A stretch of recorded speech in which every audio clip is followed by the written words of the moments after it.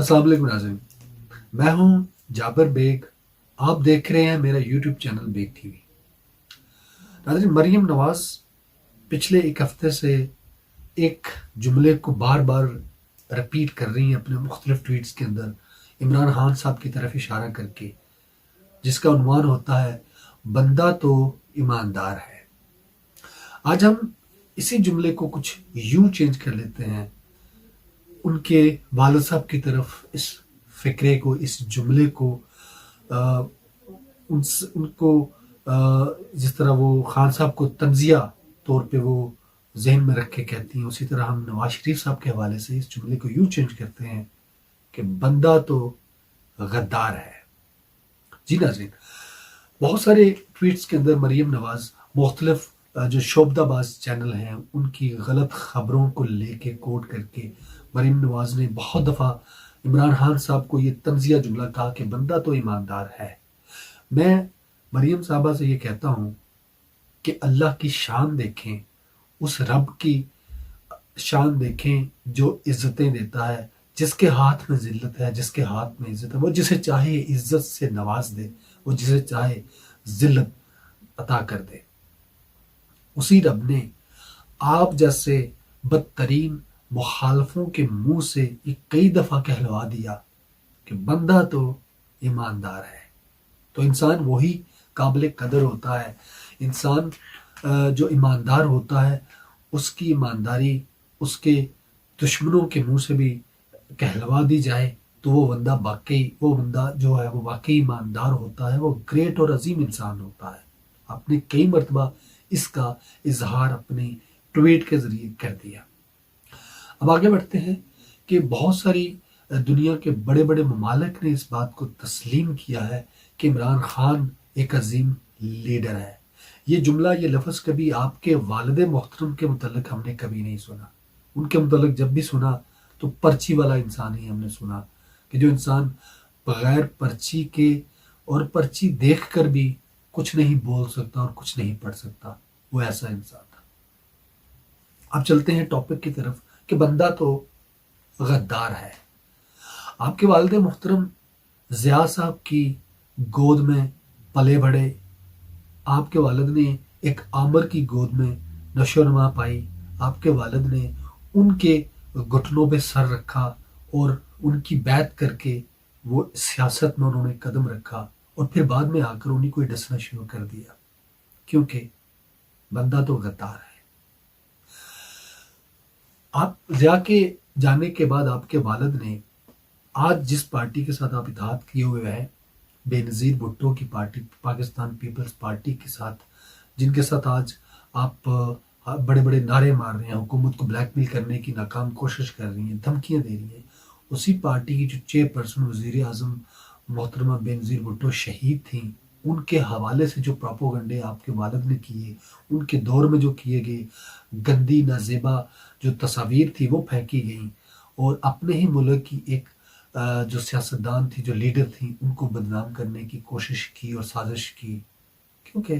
बंदा तो गद्दार था। आपके वालिद साहब ने 1997 के अंदर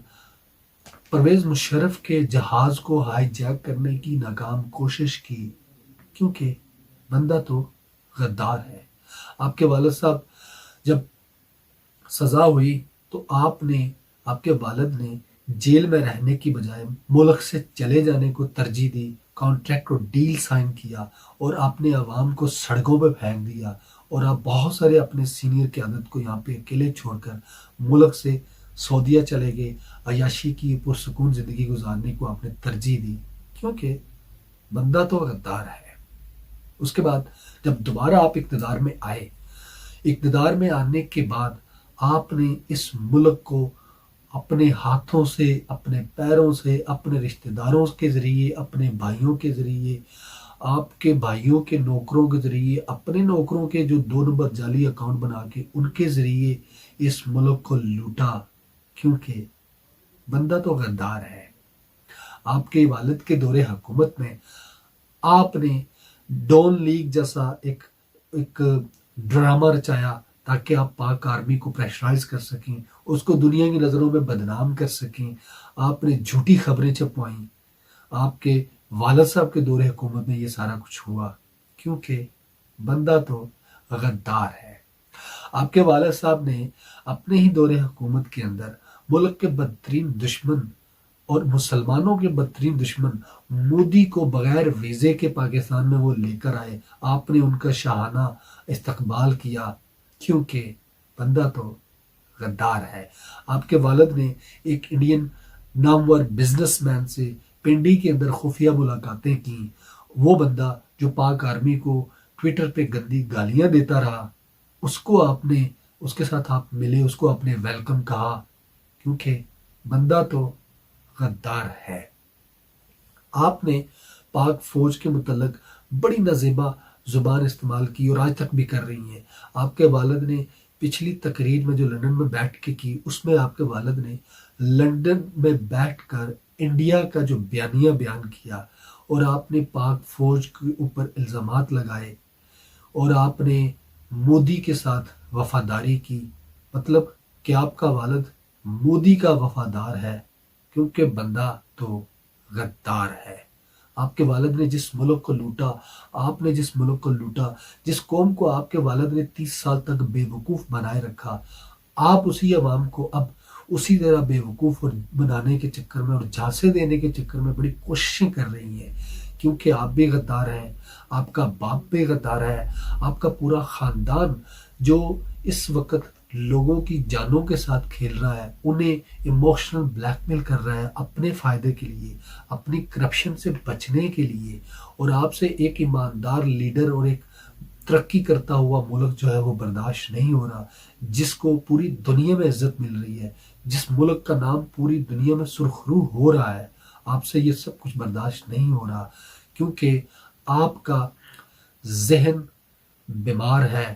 اور آپ بالکل لاچار ہیں، آپ سے کچھ ہو نہیں پا رہا، آپ اس ملک کو توڑنے کی دوسری گھرونی سازش کر رہی ہیں۔ آپ نے یہ ذہن میں رکھا ہوا ہے کہ آپ اس جو